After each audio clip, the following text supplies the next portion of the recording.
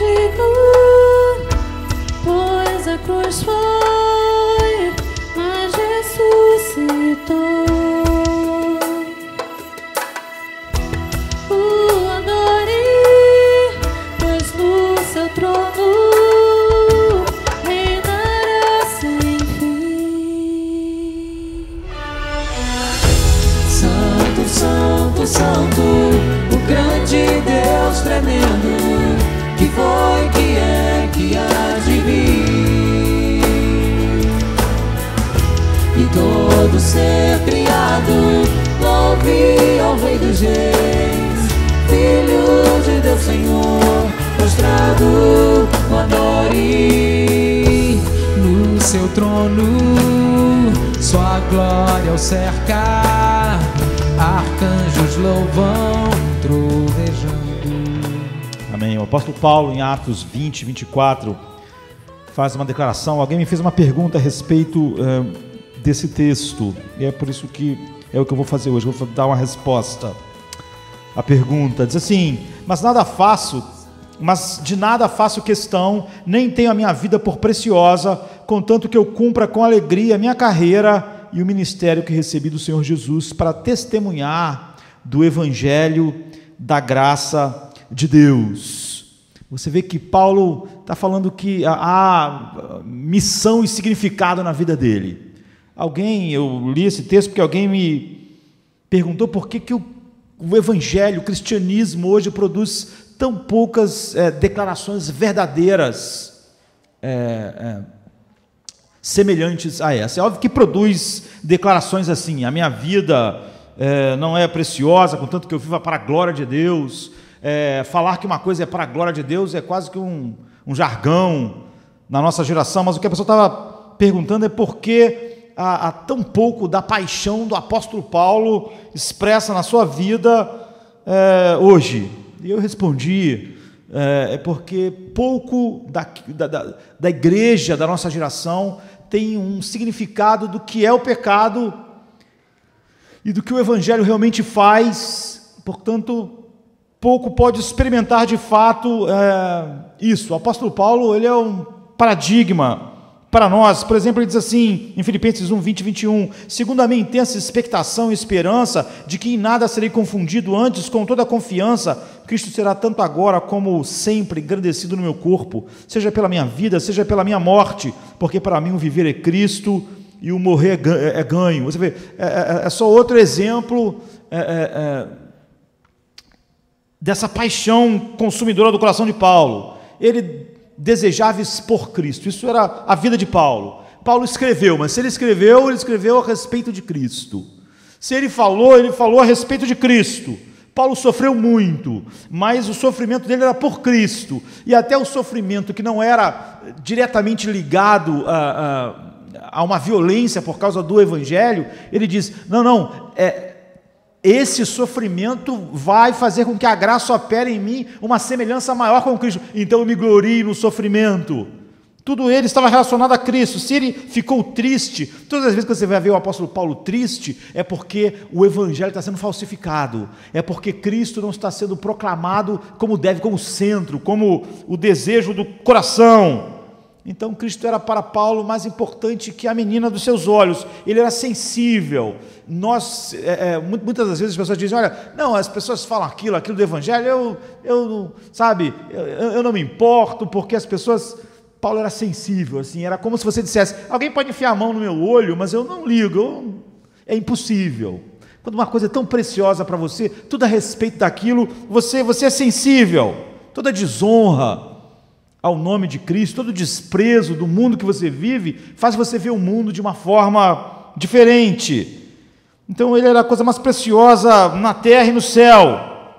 Então Paulo, ele queria viver, se isso fosse honrar Cristo, mas se morrer fosse honrar mais a Cristo, então ele queria morrer. Ele sentiu esse peso sobre ele foi inflamado por esse amor. Paulo realmente era o paradigma, porque nós não estamos falando sobre um tipo especial de vida espiritual, nós estamos falando sobre aquilo que é a descrição da vida cristã, do homem regenerado. Ele era um sacrifício no altar, por isso que ele descreve em Romanos 12, que nós somos um sacrifício vivo. Então ele era um vaso para a honra de Cristo.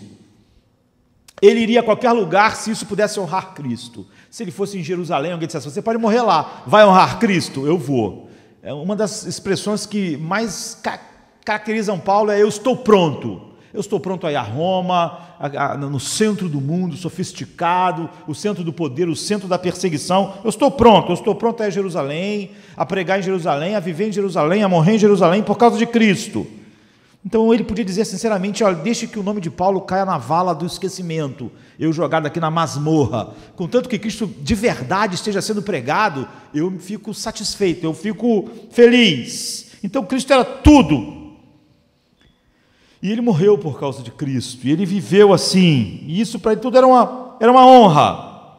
Então, essa pessoa perguntou por que tão pouco isso é produzido, e a resposta é que muitas pessoas que caracterizam a nossa cultura, a nossa geração, dizem que foram libertos por Cristo e receberam por graça de Cristo a mesma coisa que o apóstolo Paulo, não é?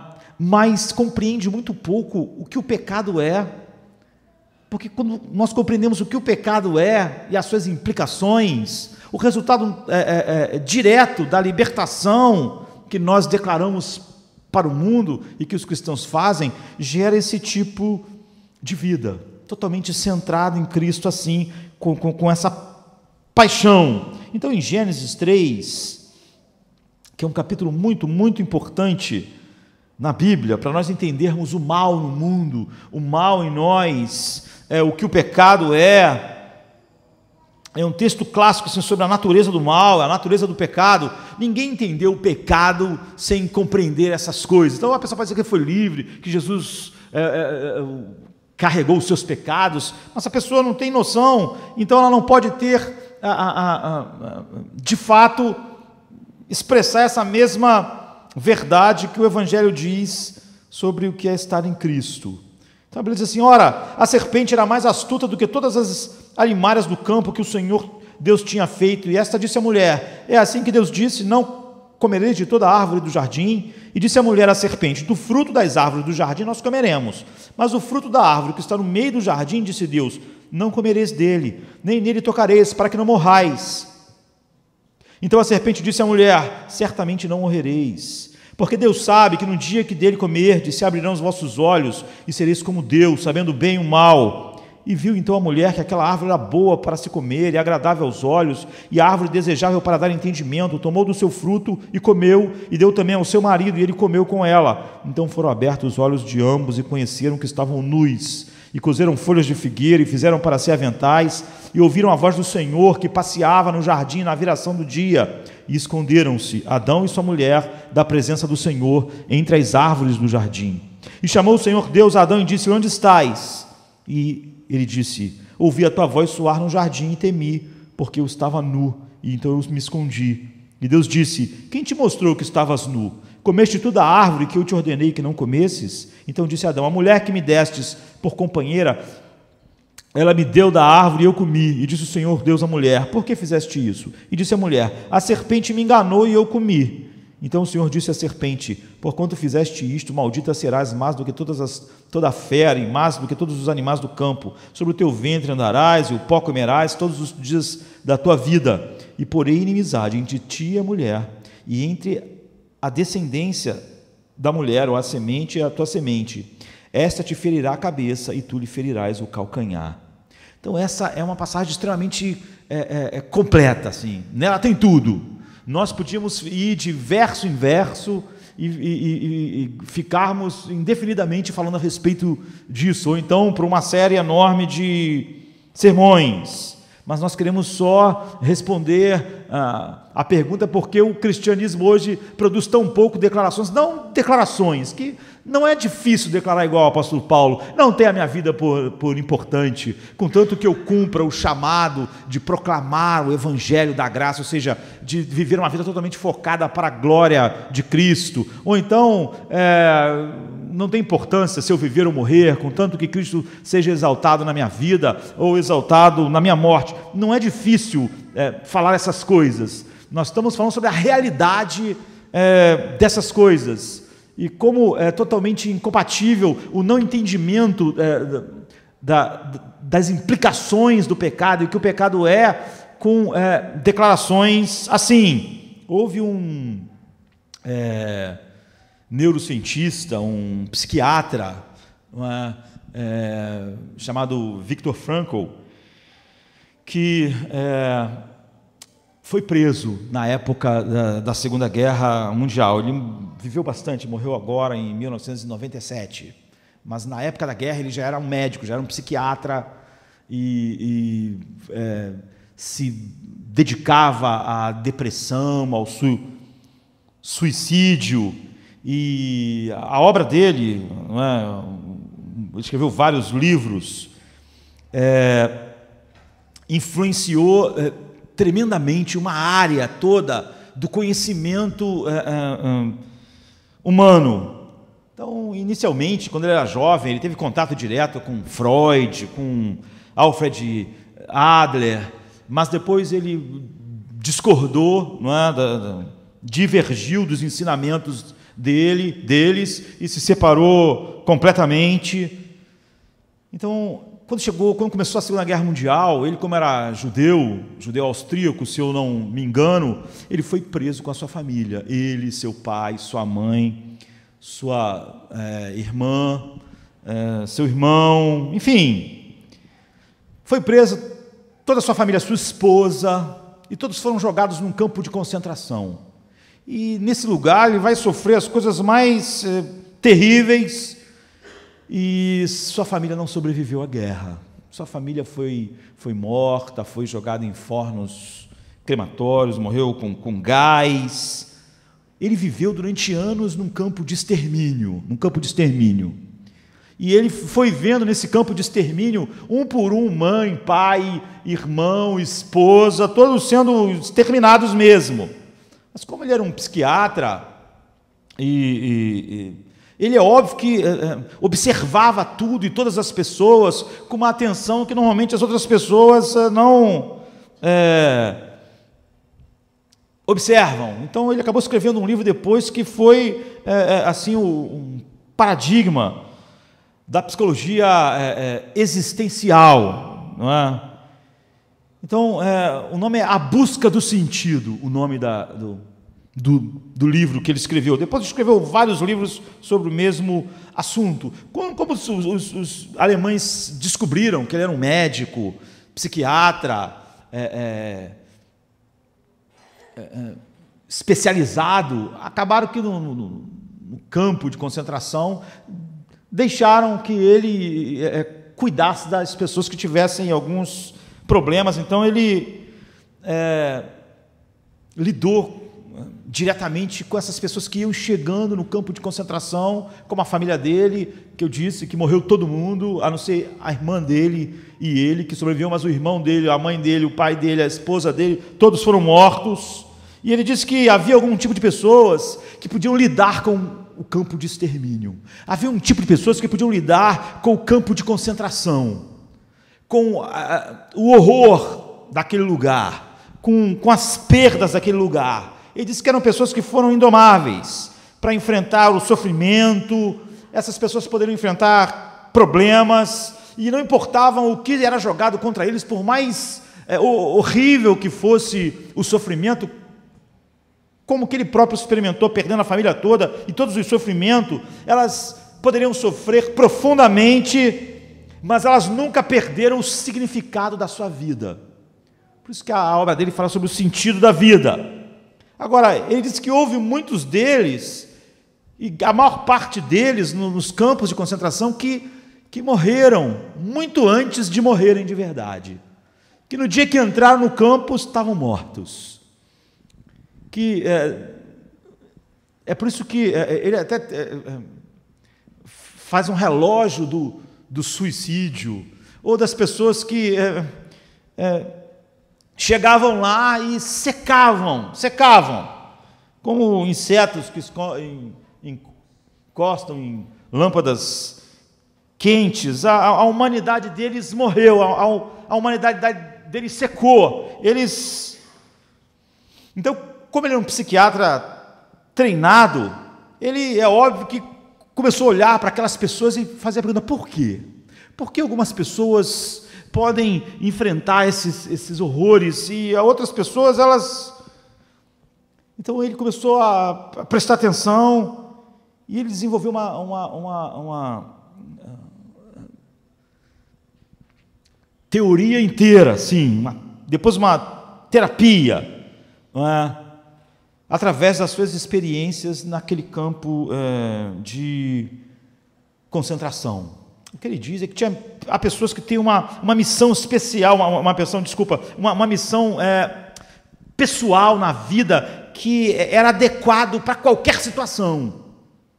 Sabe? A pessoa tinha uma missão que é adequada a qualquer situação. Então, é óbvio que nunca ninguém pensou que ia ir num campo de morte e estar num campo de extermínio. Como o apóstolo Paulo não deve ter um dia pensado em como ele está na situação que ele está, quando ele diz, olha, não tem minha vida por preciosa. Ou dizer, olha, eu vou glorificar a Cristo, quer pela minha vida, quer pela minha morte.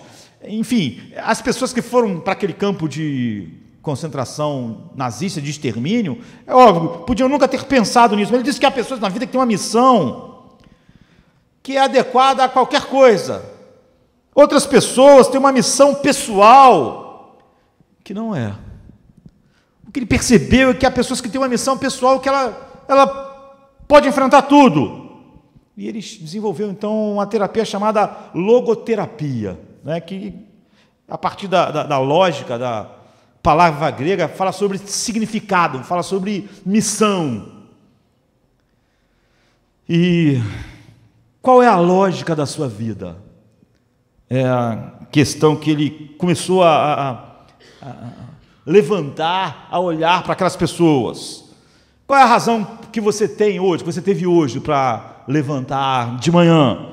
Qual é a sua declaração de missão pessoal? Se você tivesse que fazer uma declaração de missão pessoal, qual seria a declaração? Viktor Frankl, ele reconhece que todo mundo tem uma missão, tem uma declaração de missão.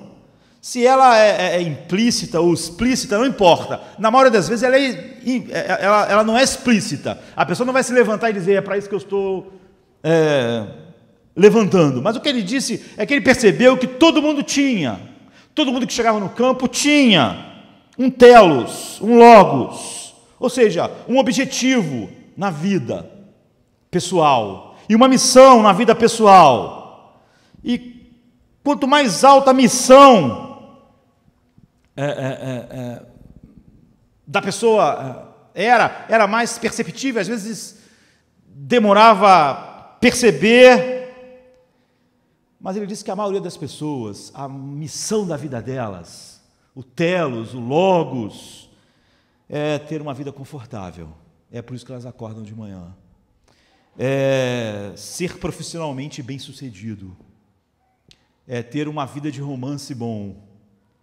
É ter uma boa família, mulher, filhos. E o que há de errado com isso? É inadequado. Não pode lidar com as situações. Não pode lidar com todas as situações. Não podia se levantar para aquele teste do campo de extermínio. Não podia se levantar para a realidade da vida. É um telos, é um logos que não deixa a pessoa pronta para enfrentar a vida. A razão pela qual ela se levanta a cada manhã. E ele percebeu que um número muito menor de pessoas tinha uma missão que era maior. Eles tinham um propósito, uma missão. Eles tinham algo que eles serviam que era maior do que o próprio conforto pessoal, maior do que a própria ideia de felicidade pessoal, maior do que a própria vida familiar, muito maior do que o sucesso profissional. Havia algo altamente espiritual sobre eles, e dessas pessoas podiam lidar com tudo. E naquele campo de morte, isso ficava evidente mais rapidamente em uns e nos outros, mas em todos que não tinham uma missão assim, começavam a morrer rapidamente quando chegavam lá. Porque quem vivia para conforto, não só não tinha conforto, mas como não tinha esperança de conforto daqui a pouco. E via o pai sendo morto, a mãe sendo morta, a esposa sendo morta, os filhos sendo mortos. E a pergunta para aquela pessoa que me falou sobre aquele texto de Atos, e para todos nós aqui, Paulo certamente tinha um telos e um logos, uma missão e um significado na vida dele. De acordo com Frankl, e como eu vou mostrar, de acordo com a Bíblia, todo mundo nessa noite aqui também tem, sabe, um significado e uma missão, quer implícito ou explícito. Agora, qual é a sua? Qual é a minha? Não somente você poderia responder o que você acha mais adequado falar para as pessoas, a minha missão na vida é essa. Não, qual é aquela que realmente move, que faz acordar de manhã? É sobre isso que ele estava falando, não é? A missão da vida, o que é realmente? Ele disse, por que a maioria das pessoas que entraram no campo da morte, ou nos campos de extermínio, não tinha uma missão que pudesse suportar aquela realidade? Entravam rapidamente, eles já estavam mortos. Quando chegavam a ser mortos, já tinham morrido antes. E nenhum deles, de nenhuma forma, sobreviveu. Porque eles já entravam e já estavam morrendo. Gênesis 3, como nós lemos, nos mostra um monte de coisas. Como eu disse, é um texto fundamental, mas nós queremos falar duas coisas. Primeiro é que o pecado nos faz encontrar, todos os homens que nasceram em Adão, o nosso sentido, o sentido da vida, numa missão nas coisas inadequadas. Em outras palavras, em primeiro lugar, o pecado nos leva a falsas missões. A maior parte das pessoas estão em falsas missões. Aquele rapaz estava me perguntando por que tão pouco do cristianismo vai produzir pessoas que vão falar igual o apóstolo Paulo, porque grande parte dos que se dizem cristãos estão numa falsa missão. Não estão numa verdadeira missão. Em segundo lugar, Deus mostra que a verdadeira missão que nós devemos viver, ela é adequada para passar em qualquer teste. Ela é adequada para passar em qualquer situação. Ela é adequada para o campo da morte. Ela é adequada para o campo de extermínio.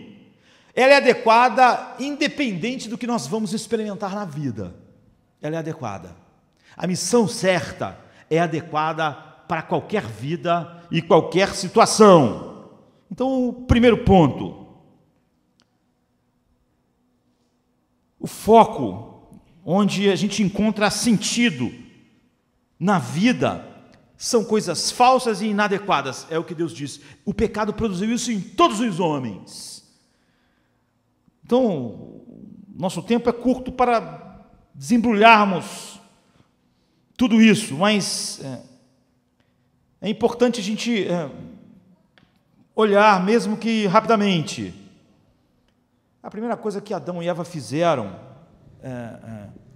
a primeira marca do pecado, a raiz do pecado, aquilo que está por baixo do primeiro passo que leva à queda, e que está por baixo de todo pecado, foi acreditar numa mentira. E essa é a mesma coisa que continua movendo o que Paulo chama das concupiscências da mentira, as concupiscências do engano. A grande mentira foi: você não pode confiar em Deus. Deus não está focado no seu melhor interesse. Se você confiar em Deus, os seus melhores interesses vão estar correndo perigo. Essa é a mentira. Em outras palavras, a essência do pecado é você se sentar num banco de juiz e julgar a moralidade e a bondade de Deus.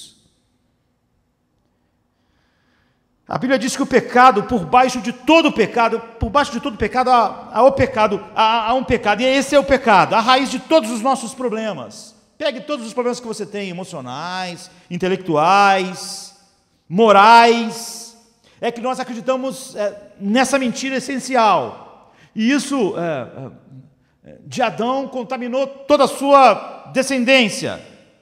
É uma mentira que passou a todos nós lá no início, está na raiz de todo o pecado, de todos os que estão nesta noite aqui, de todos os homens do mundo.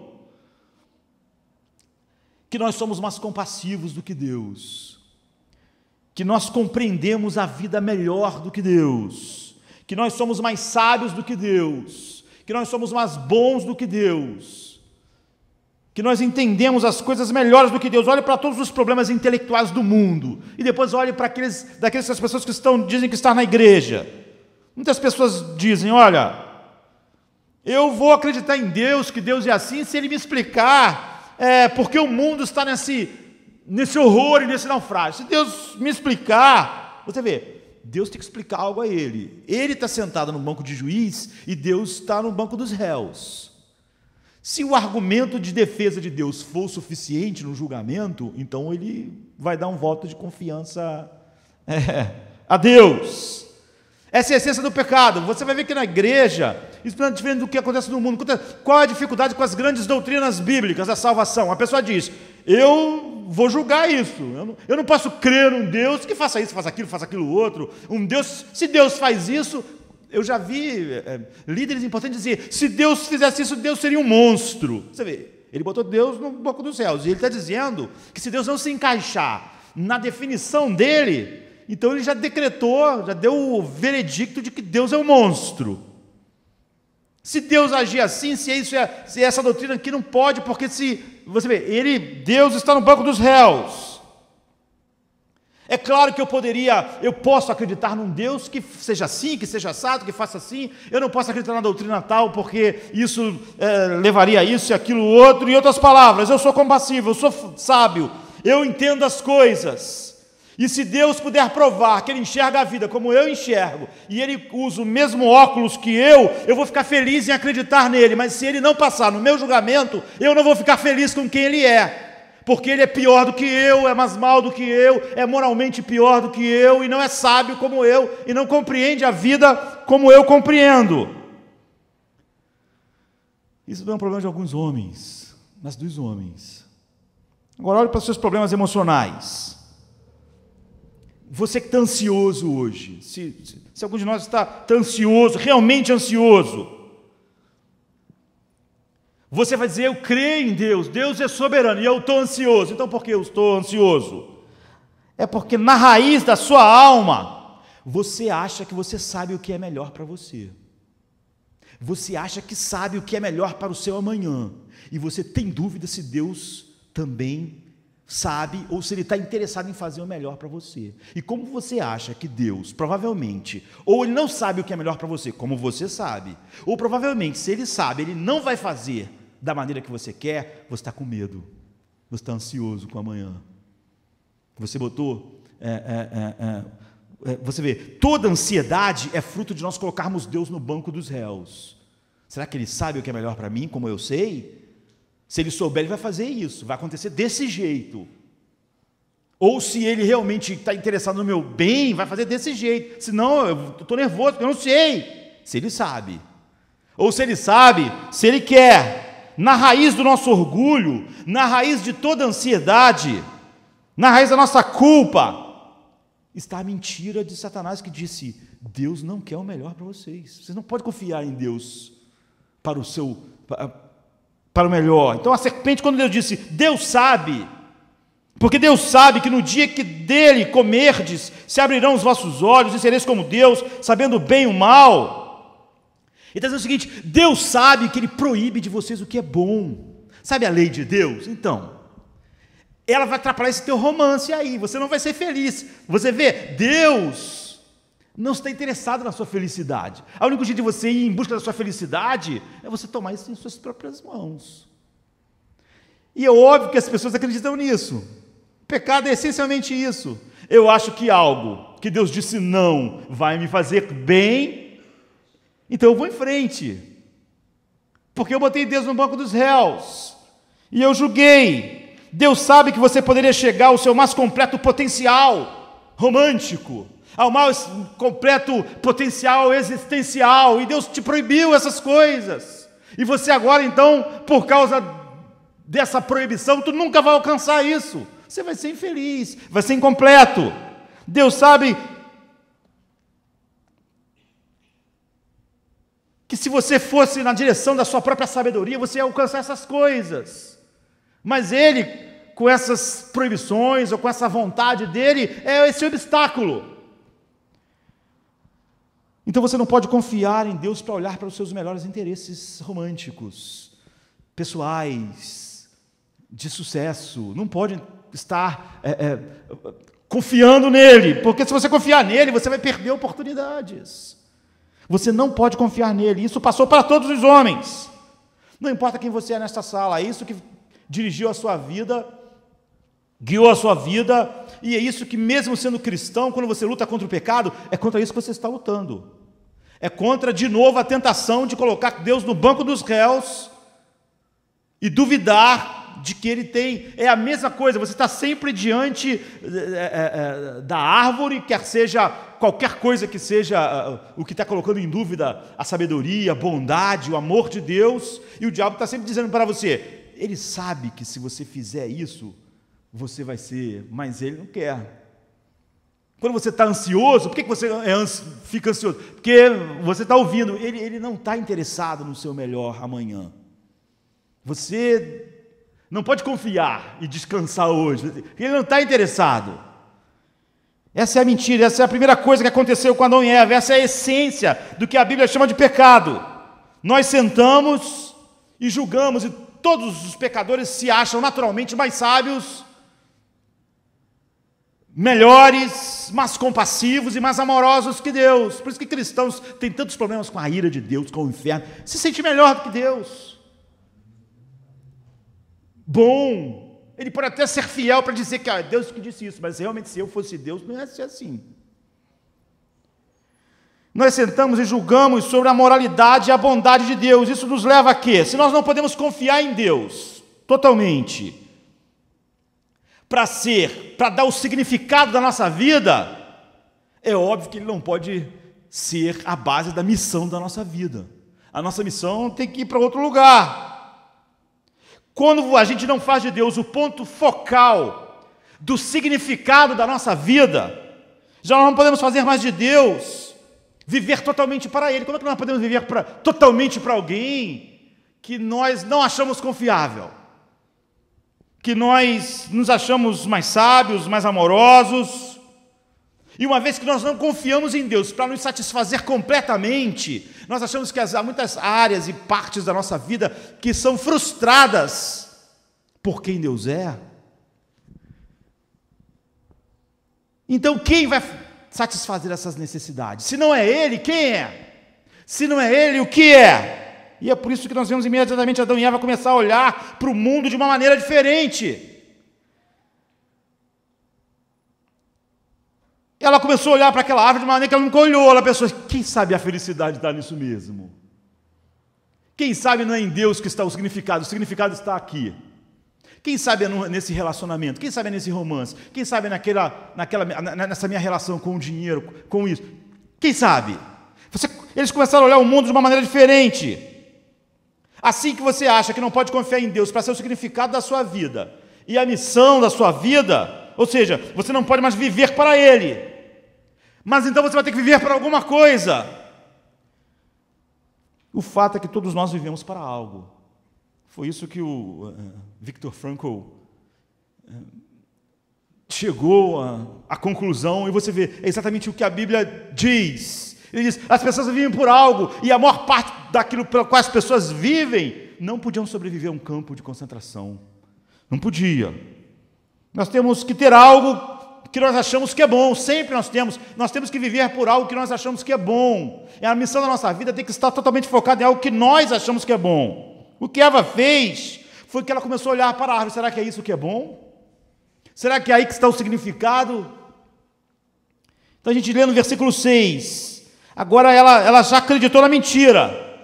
E agora tudo parece diferente. Agora a mulher viu que o fruto da árvore era bom para comer e agradável aos olhos e desejável para dar entendimento. Então ela tomou. Então essa é a condição humana. Nós, a partir de então, estamos olhando para todas as coisas à nossa volta, que faz parte da criação de Deus, e nós estamos perguntando, será que é isso que vai me dar sabedoria? Será que é aquilo ali que vai me dar satisfação? Será que é aquele relacionamento que vai me dar completude? Será? Nós passamos a vida diante da árvore agora. E nós começamos a achar que tudo é agradável para dar essas coisas, para dar entendimento, para dar felicidade, para dar alegria. O pecado é isso. Será que isso vai me dar o prazer que eu estou procurando?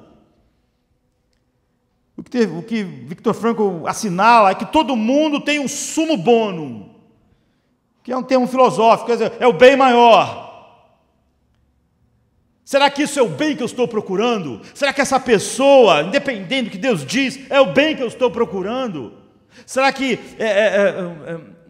essa relação com o dinheiro é o bem que eu estou procurando? Será? Então, nos círculos filosóficos, o sumo bonum, né, esse conceito filosófico debatido durante tanto tempo, é você olhar para algo e dizer, será que isso é o que se eu fizer disso o objetivo da minha vida, isso vai trazer o maior bem para a minha vida e o maior bem para as pessoas que me cercam? Então, o que o psiquiatra, neurocientista Frankl assinala é que todo mundo tem um sumo bonum, todo mundo tem um sumo bonum. Tem que haver algo que é a nossa fonte de segurança. Tem que haver, se não é Deus, vai ter que ser a nossa saúde, vai ter que ser nosso dinheiro, nossa beleza, nossos relacionamentos, tem que ter alguma coisa que seja a fonte da nossa segurança, tem que ter alguma coisa que é a nossa fonte de sabedoria. Você vê, a Eva achou que aquilo era bom para dar sabedoria, ela não confiava mais na sabedoria de Deus. Cada pecado diz a mesma coisa, cada ansiedade diz a mesma coisa. Tem que haver algo que é a nossa fonte de poder. E nós estamos, então, o homem está sempre olhando para a criação de Deus, perguntando, será que isso é o sumo bonum? Se eu viver para isso, se eu fizer disso o ponto focal da minha vida, o ponto focal de significado na minha vida, eu vou me sentir bem comigo mesmo, eu vou me sentir realizado, essa é a minha segurança. Se eu tiver isso, eu vou ter poder. É o que se conclui ao olhar para algumas coisas. Então eu vou ter sabedoria, então eu vou tomar decisões sábias, então eu vou processar a realidade de uma maneira muito mais adequada para a minha satisfação. Viktor Frankl diz, todo mundo tem um ponto focal de significado, todo mundo. E é claro que é verdade, porque é o que a Bíblia diz, e a Bíblia explica por quê. Desde que nós decidimos não fazer de Deus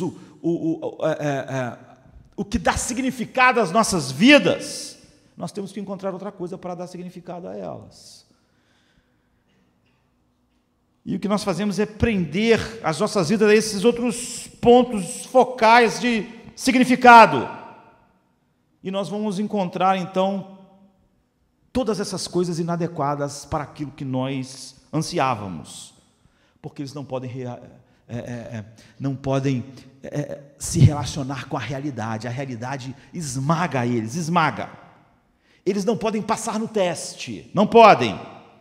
Paulo, na masmorra romana, numa situação que você acharia horrível, disse assim, estou abastecido e de nada tenho falta. Você já pensou no que ele podia ter lá, em comparação ao que você tem hoje?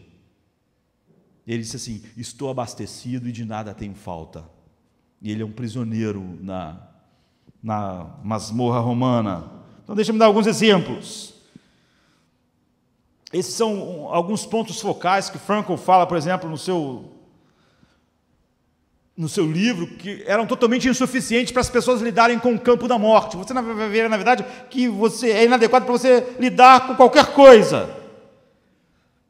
Por exemplo, ele cita alguns como focados no esposo, na esposa. Ele, por exemplo, perdeu a sua esposa, seu pai, sua mãe, seu irmão. Então, quando o nosso ponto focal é o nosso cônjuge, se o nosso cônjuge está feliz, se ele nos ama, se ele age de uma maneira que eu espero que o esposo e a esposa ajam, Se eles pensam que nós somos maravilhosos, lindos, isso nos dá segurança. Nós nos sentimos seguros, isso nos dá sabedoria, nos dá poder, mas isso é bom por um curto período de tempo.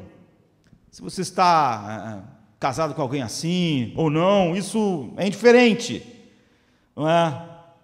Se o seu cônjuge é o ponto focal de significado na vida, a sua vida é totalmente frágil. Seu cônjuge, aquilo que dá significado à sua vida é a missão da sua vida. Dá a missão da sua vida também. E uma vez que você obtém do seu cônjuge essas coisas, você vê, o seu cônjuge é um pecador. É um pecador. Ele tem tudo que um pecador tem. Ele é um ser humano caído. Ele passa por períodos de fraqueza, períodos de hostilidade, períodos que ele não se parece nem um pouco com o ideal de um cônjuge na mente do homem ou de uma mulher. E porque dele que vem a sua segurança, a sua estabilidade, sua força para lidar com a vida, vem da aprovação dele, não funciona. Você não pode nem ser um ajudador dessa pessoa que é um pecador, porque é óbvio que você não pode fazer nada que o contrarie muito, porque isso vai desmoronar a própria ideia que você tem dele. Você não pode desmoronar a fonte da sua força. Certamente, não só nos campos de extermínio, isso não funciona em momento algum. Você não pode sequer ser uma bênção de fato para o outro. E é óbvio que sempre a sua vida vai estar dependendo de como vai estar essa relação. Bem ou mal. Em picos elevados ou em vales depressivos. Mas às vezes o ponto focal das pessoas é filhos, família. E isso vira a missão da vida, sabe? Ter filhos que nos amem. Quase sempre isso cria toda...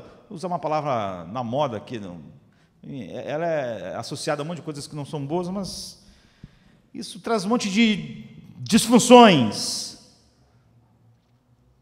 Porque toda a vida depende daquilo que a pessoa projeta em seus filhos. E o filho nunca suporta ser como o cônjuge também não, suporta o peso de dar significado às nossas vidas. Ou pode passar pelo teste de todas as situações da vida, com aquela base. Então a maior parte dos males que os pais fazem aos filhos não são pais agressores, mas são pais que, por fazer isso dos filhos, esse ponto focal, você torna eles emocionalmente dependentes de você. Você tem uma dificuldade enorme para educá-los, para contrariá-los, para impor limites, para fazê-los se tornarem adultos. Ou eles ficam emocionalmente dependentes de você, ou eles estão loucos para se afastar, porque não suportam o peso. Eu não tenho tempo de desenvolver nada disso, né? Mas outras pessoas são focadas no trabalho como fonte de significado. Você vê, há pessoas que todo o significado da vida vem do seu trabalho. Um jogador de futebol, às vezes, não sabe, com 30 e poucos anos, ele tem que acabar. Ele pode ter muito dinheiro, mas ele não sabe lidar com o fato de que ele não vai ser mais jogador de futebol. Mesmo muitos pastores não sabem lidar com o fato de que ele não vai pregar mais. É como se pregar fosse é o que desse significado à sua vida. Ele não sabe mais. Ele vai ficar murcho. A vida... Porque a identidade, a segurança, a sabedoria, o seu poder, para usar as expressões de Frankl, seu ponto focal de significado, a sua missão na vida, a sua identidade, vem daquilo. O cara diz, eu sou jogador de futebol, isso eu não sou mais. O que eu vou fazer na vida? Eu não sou outra coisa. E a vida não funciona mais direito depois. porque aquilo que nos dava segurança, poder, estabilidade. Algumas pessoas são focadas em dinheiro.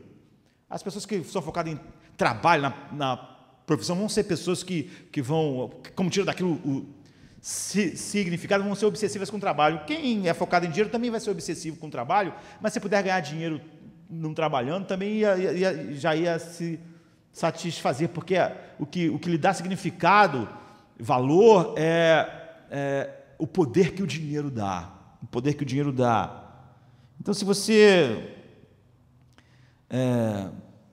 tem dinheiro, você sente que tem isso. Tem um filme chamado Pai, né, que um cara que vive para ganhar dinheiro, abandonou a família e tal. Acaba que a mãe dele, que é a Olivia Dukakis, tem um filme de 90, 89, 90, dá um ataque cardíaco e ele é obrigado a ficar com o pai dele. O pai dele é uma pessoa totalmente independente da mãe, não precisa fazer mais nada. E ele fica lá com o pai. Esse é o filme, a história do filme, né? Ele tenta fazer coisas com o pai, tirar o pai daquela letargia, aquela dependência da mãe dele. E ele então começa a sair com o pai velhinho, vai fazer algumas coisas e tal. E ele acaba encontrando alguns momentos significativos com o pai, então ele lembra que ele também não tem nenhum momento significativo com o filho dele, que é jovem. Então ele tem um diálogo com o filho depois, procura o filho diz: por que você deixou a mim, deixou a minha irmã, a minha mãe, por quê? E ele responde assim: porque o dinheiro me faz me sentir poderoso. Eu não poderia fazer o dinheiro suficiente se eu tivesse que estar tão ligado à família assim. Então, quando o dinheiro é o ponto focal, você falsifica, você justifica, você racionaliza. Isso vai fazer você ter decisões éticas erradas. Isso faz você ser comido por ansiedade. Hoje, na nossa geração mesmo, a maior parte das pessoas que tem problemas de ser de uma igreja, participar de uma igreja, quase sempre o problema é dinheiro. As pessoas fingem que é espiritualidade, interesse pela palavra de Deus, mas é mentira. As pessoas hoje não conseguem ver nenhum compromisso financeiro que não seja ligado a um prazer pessoal. Portanto, ser de uma comunidade faz ele ter um compromisso financeiro que ele não vê nenhuma relevância para o seu conforto pessoal. Então ele tem uma dificuldade por causa disso. Porque esse é o foco. E nós podemos dizer, tem gente que é focada no inimigo, né?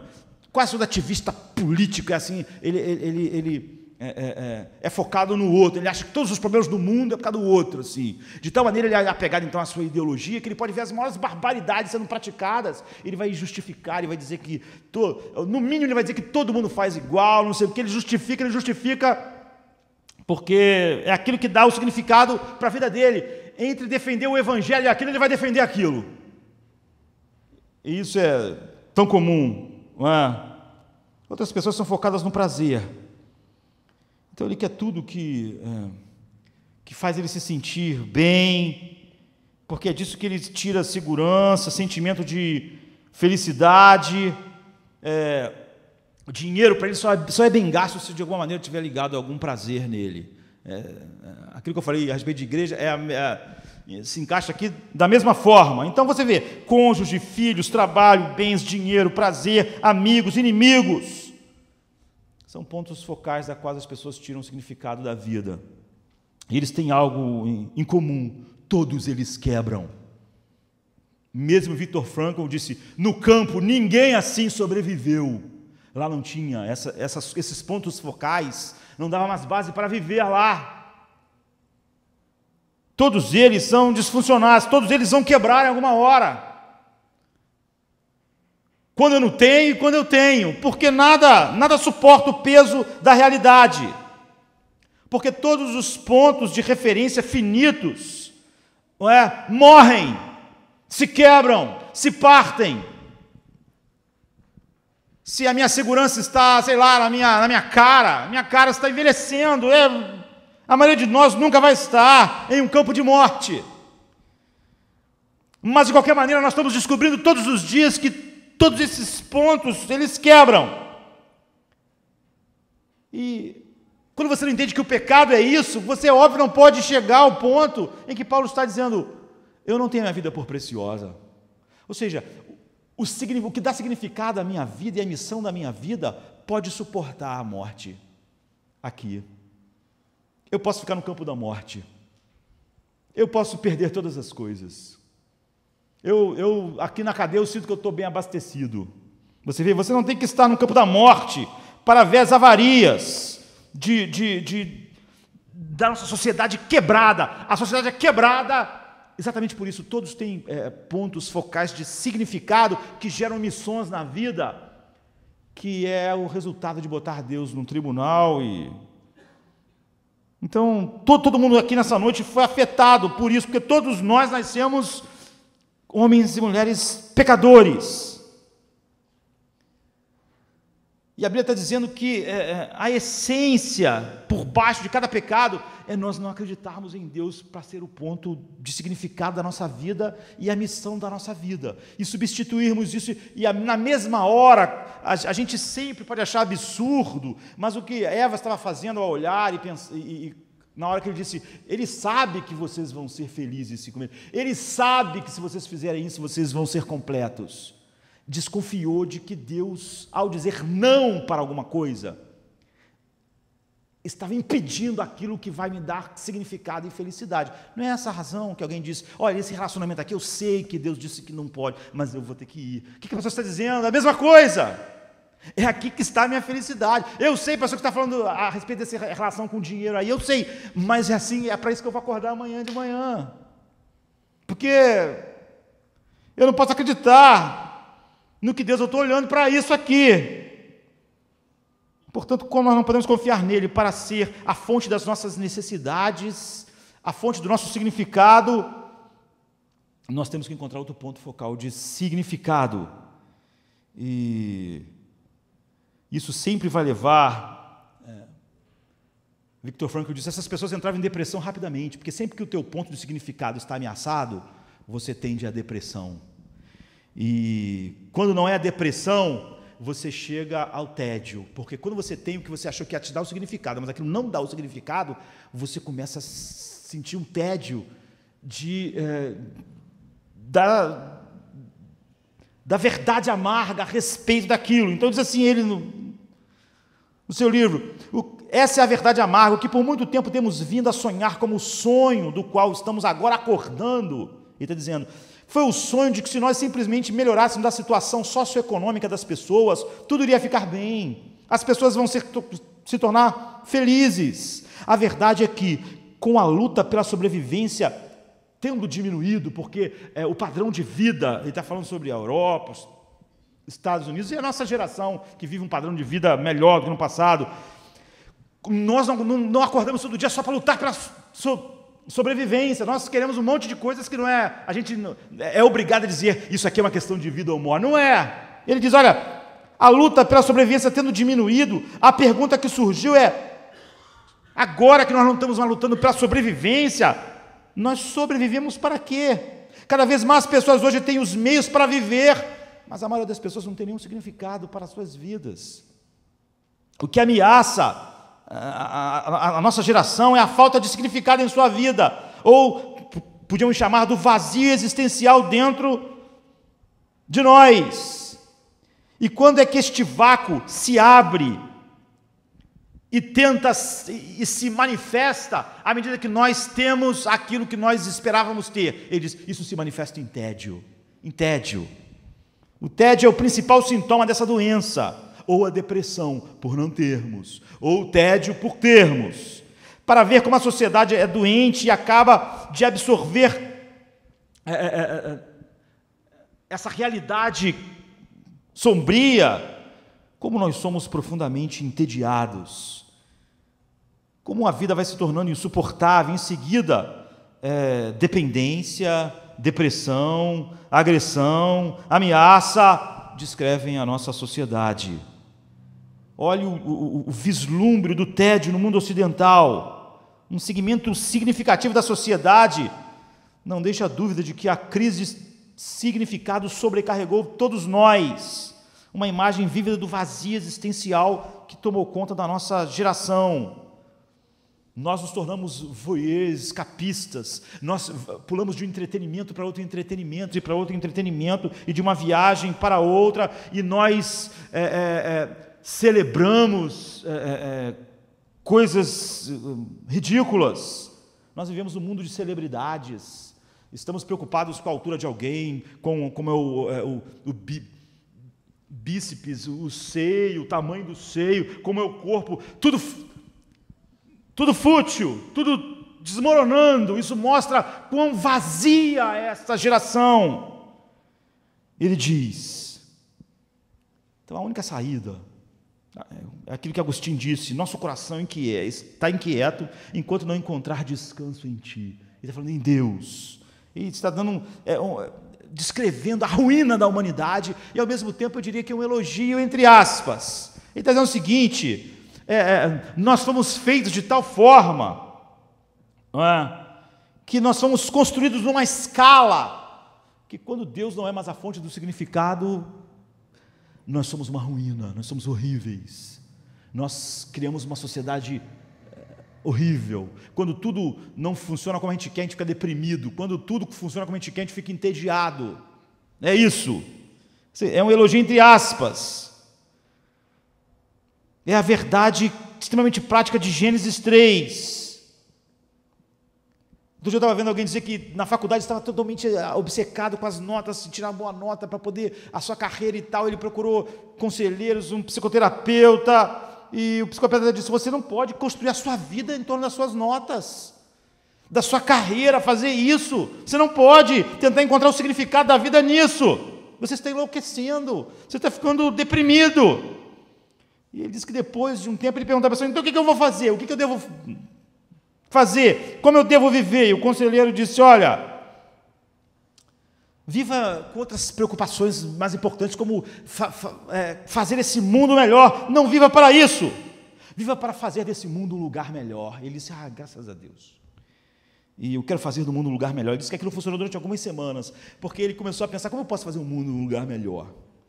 Para mim fazer um mundo um lugar melhor, eu tenho que ter influência. Para mim ter influência, eu tenho que tirar boas notas para ter uma carreira. E aí ele começou a se preocupar com as notas novamente. Entende? Ele disse: não tem escapatória. Você cai no mesmo lugar, você só deu um nome bonito para tentar encontrar a razão da sua existência, fazer um mundo melhor, mas você cai sempre na mesma coisa. É o que Agostinho estava dizendo. Você pode tentar pintar com cores bonitas a verdade feia do pecado, a menos que a sua missão na vida seja Deus, servir a Deus, conhecer a Deus, ver Deus, tudo ser Deus. Você pode enfeitar: eu estou aqui para construir um mundo melhor, mas tudo vai desmoronar da mesma forma. Primeiro que o mundo é horrível, e quando você estiver velho, você vai ver que o mundo ainda é horrível, e que tudo desmorona e não suporta. Então o apóstolo Paulo diz assim em 1 Coríntios 4, 13 e 4: pouco me importa ser julgado por vocês. Ele não está falando sobre essas pessoas que querem pecar e diz: Deus é que me julga, ninguém me julga. Não, ele não está falando sobre isso. Ele está falando sobre algo profundo para nós. Ele diz assim: pouco me importa ser julgado por vocês ou por qualquer tribunal humano. De fato, nem eu julgo a mim mesmo, embora em nada minha consciência me acuse, nem por isso eu justifico a mim mesmo. O Senhor julga. O que ele está dizendo? Eu não me importo com o que você pensa. Eu não me importo com o que o meu cônjuge pensa. Ele não tinha mas é o que ele estava dizendo. Eu não me importo se eu vou ganhar dinheiro. Eu não me importo se eu não vou ganhar dinheiro. Não me importo o que os meus amigos pensam. Não me importo se eu vou perder os amigos. Eu não me importo sobre o meu status profissional. Eu não me importo. Eu conto tudo isso como perda. Por exemplo, em Filipenses 3 ele diz... Você vai ver aqui o apóstolo Paulo psicologicamente, metodicamente se despojando de cada ponto focal de significado que um ser humano se apega. Ele diz: eu era hebreus dos hebreus, eu era religiosamente impecável, eu academicamente era inigualável, era o melhor de todos. Mas então eu estava preocupado com o que as pessoas pensavam, com o que o mundo pensava. Eu não me importo mais com o que o mundo inteiro pensa. Eu não ligo nem para o que eu penso, é o que ele está dizendo. A questão é, o que Deus pensa? É isso que importa. O que eu penso é significante como o que o outro pensa. Nesse momento, o apóstolo Paulo diz: eu olhando para mim, a minha consciência não está me acusando de nada, nem por isso eu me sinto que estou porque não é, o que importa não é a minha consciência diz, o que eu digo, mas o que Deus diz. Só Ele pode ser a minha segurança, o meu poder, a minha sabedoria. Quando o Espírito Santo me regenerou soberanamente, me levou a Cristo, Deus, por causa dele, disse, tu é meu filho amado em quem eu me comprazo, você é a menina dos meus olhos. E quando Deus diz isso para mim, eu já não me importo mais com o que mais ninguém pensa. Deus finalmente pronunciou que nenhuma condenação há. E Deus agora é a fonte de significado e a missão da minha vida. Então, de nada eu faço questão, nem tenho a minha vida por preciosa, contanto que eu cumpra com alegria a minha carreira e o ministério que recebi do Senhor Jesus para dar testemunho do Evangelho da graça de Deus. A Bíblia diz então que o primeiro passo é o que o pecado faz você colocar Deus no banco dos réus. Deus não vai, sabe, essa lei de Deus aí vai proibir esse romance e eu vou ser infeliz por causa disso. Então eu vou ter que ter isso mesmo, assim mesmo. Se eu me tornar completamente obediente a Deus, eu vou ser miserável. Deus não... Aquilo que a Bíblia diz, aquilo que a palavra de Deus diz, aquilo que Deus me disse, não está visando o meu melhor interesse, está visando algum interesse dele. Isso é o que o diabo disse para Eva, isso é o que o pecado diz o tempo todo. A segunda etapa é que nós vamos começar a procurar nosso sumo bono em outro lugar que não seja Deus. E qual é a ironia? A ironia é que se você não tem nada mais importante para viver do que você mesmo, se você não tem nada mais importante para se levantar amanhã do que a sua própria felicidade, seu próprio conforto, seu próprio mais dinheiro para ter mais conforto, seu próprio sucesso, seu próprio avanço no mundo, você perde totalmente a importância. Você vai da depressão ou ao tédio, porque essas coisas vão quebrar, e quebram na vida de todo mundo. Mesmo Viktor Frankl, ao olhar para as pessoas, diz, a maior parte da razão pela qual todo mundo vive não suporta o campo de extermínio, porque a missão de vida deles não pode se chocar com essa realidade, não pode, e você não vai fazer nenhuma diferença nesse mundo. Você apenas existe encurvados em si mesmo, voltado para si mesmo. E o irônico a respeito disso é que você não faz diferença nenhuma, nem para você, nem para ninguém. Agora, por que o pecado tende a fazer nós termos missões pessoais falsas? Porque é óbvio que se eu confio totalmente em Deus para me dar significado, eu tenho uma missão na vida que é resultado disso. E se Deus não é, eu vou encontrar outra coisa para me dar significado, e essa coisa vai me dar uma missão. É óbvio que é fácil nossos filhos perceberem que a missão das nossas vidas, na vida deles, por exemplo, é fazer eles ganhar dinheiro no futuro. E tudo que diz respeito a Deus é muito frágil. Eles não veem em nós a paixão com que nós impulsionamos eles para uma carreira, impulsionar eles para Deus ou para as coisas de Deus. Então, Deus disse, eu estou levantando um grupo de pessoas, eu tenho pouco tempo para isso, que são totalmente diferentes dessa vida caracterizada pela mentira. É o que ele diz no versículo 15, ele diz assim, eu porei inimizade entre ti e a mulher, ele está falando com a serpente, entre a tua descendência e a descendência dela, essa te ferirá a cabeça, ela ferirá o calcanhar. Se você olhar com cuidado, você vai ver três coisas aqui. A primeira coisa é que Deus declara guerra, não é? A vida caracterizada pela mentira. Nunca é dito no capítulo 3 que a serpente é Satanás. É Satanás, mas é Satanás e mais ainda, é Satanás e tudo que envolve isso. É o pecado, é o mal em todas as suas formas. E Deus diz assim, eu porei inimizade entre ti, entre a mulher e a descendência da serpente. O que isso significa? Que vai criar uma guerra entre homens e serpentes? Uma guerra entre as cobras e os homens? Isso é ridículo, não é isso que ele está dizendo. O que ele está dizendo é que há uma descendência, há duas descendências que vão se confrontar no mundo. Uma é a descendência da serpente, a outra é da mulher. Em João 8, Jesus diz assim, vocês pertencem ao pai de vocês, o diabo, e querem realizar o desejo dele, porque ele foi homicida e mentiroso desde o princípio, e não se apegou à verdade, pois não há verdade nele. Nós vimos qual foi a mentira. Quando ele mente, Ele fala a sua própria língua, pois é mentiroso e o pai da mentira. A mentira foi: Deus não é confiável para o melhor interesse de vocês. Jesus diz: vocês são filhos do diabo. Quer dizer, todos que acreditam na mentira são essa descendência.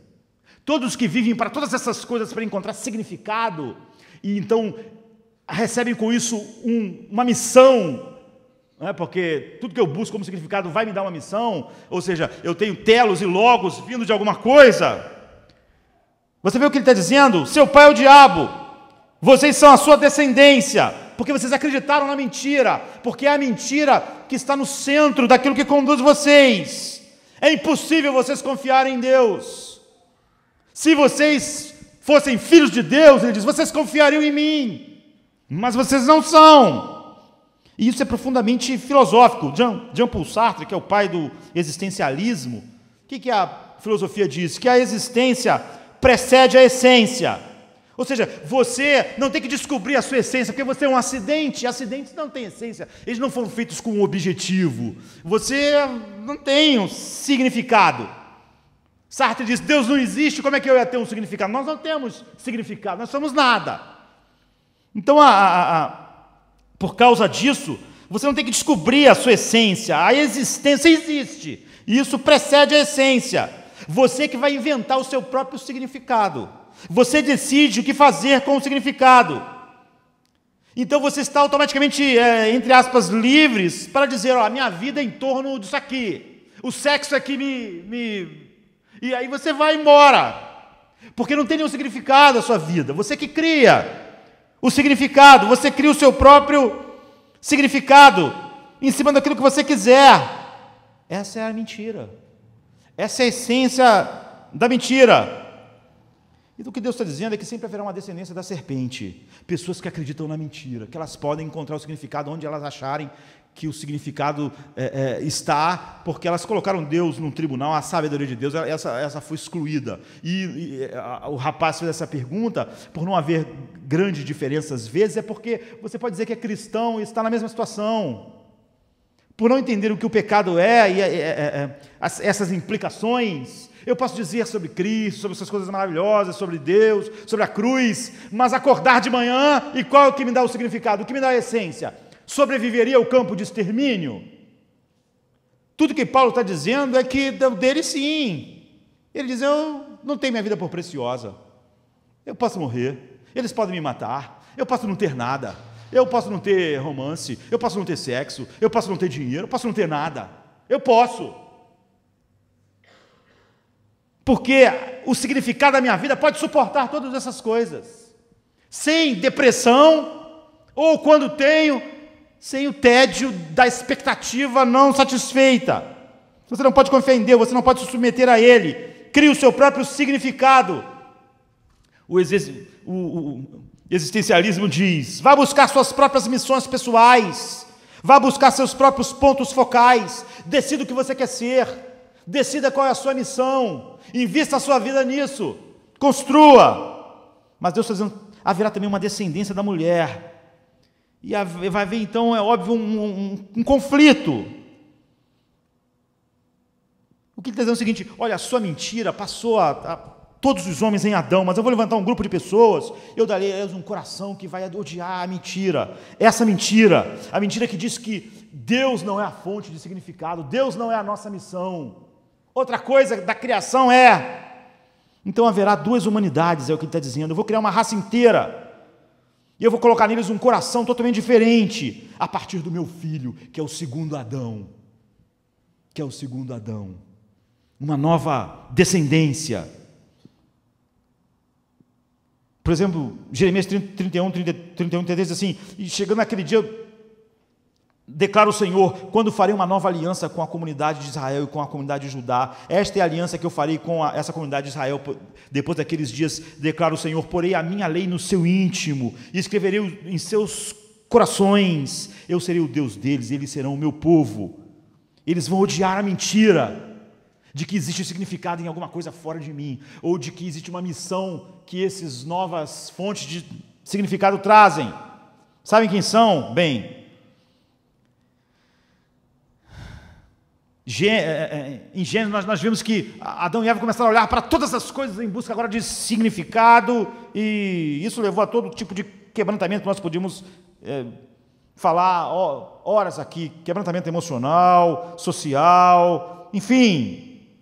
Mas Deus diz: eu vou criar uma raça de pessoas que percebem a razão que está no fundo de tudo, a causa de todos os problemas do mundo.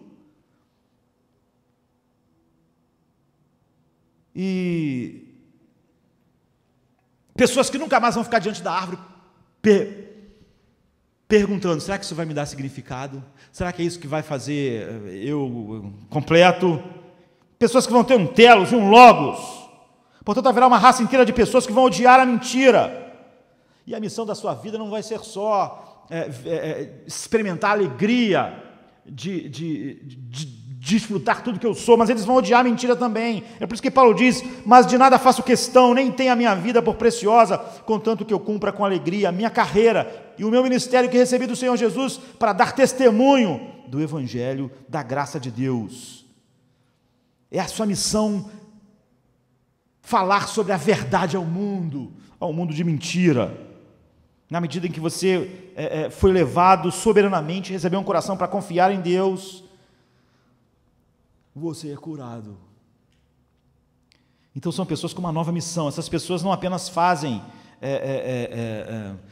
trabalham, casam, têm filhos, ajudam os outros.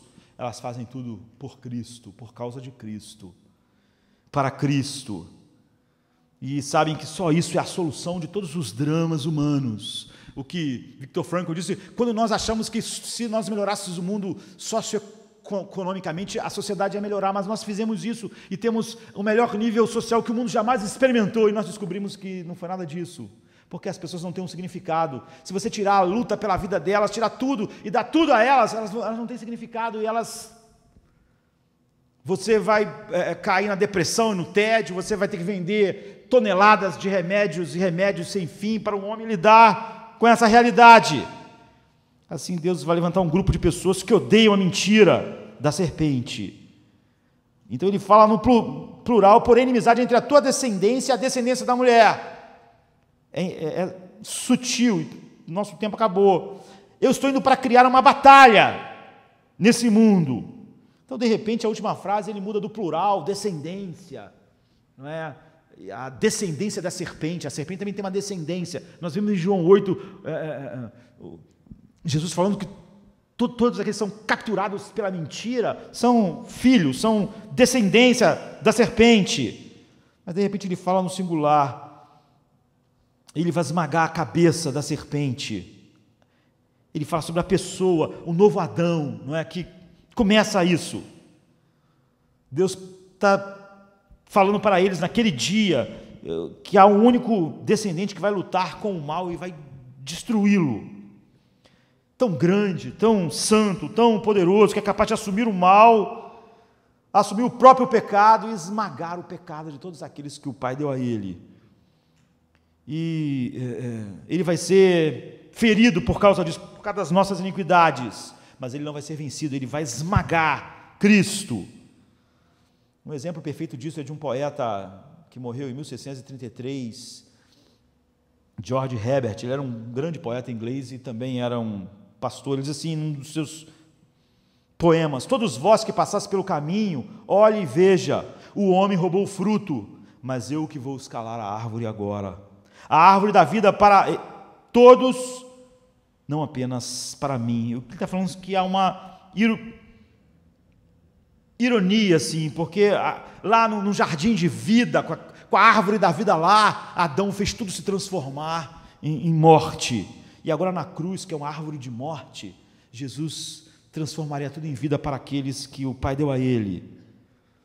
Quem são essas pessoas? A semente da mulher, a sua descendência, diferente da descendência da serpente. Ou seja, aqueles que foram capturados soberanamente de novo pela verdade, através do sacrifício perfeito daquele que esmagou a cabeça da serpente. São pessoas cuja missão da vida não é o seu cônjuge. São pessoas cuja missão da sua vida não é mais seus amigos, não é mais a aprovação, não é mais o prazer, não é o dinheiro, não está tentando fazer do mundo, a missão da sua vida não é tentar fazer do mundo um lugar melhor. A missão da vida é buscar primeiro o reino de Deus, a sua justiça, e ele sabe que todas as outras coisas lhe são acrescentadas na sabedoria e no poder de Deus. Então a semente da mulher são pessoas que sabem, agora, a semente que nasceram no segundo Adão, que minha missão agora na vida não é só me deleitar em tudo que Deus é para mim, em Cristo, me alegrar e glorificar, mas é viver uma vida que declara e exponha a mentira, que é a base e o significado da vida de todos aqueles que não são descendentes assim. É por isso que Paulo pode dizer assim, você vê, se você entender o que é o pecado, a liberdade do pecado não pode conviver com a ideia de que isso aqui não pode ser, não seja a declaração de toda a verdadeira vida capturada pelo Evangelho, mas de nada faço questão, nem tenho a minha vida por preciosa, contanto que cumpra com alegria a minha carreira e o ministério que recebi do Senhor Jesus, para dar testemunho do Evangelho da graça. Então, olhe para a mentira. A mentira foi, você não pode confiar em Deus para a sua alegria, satisfação e significado.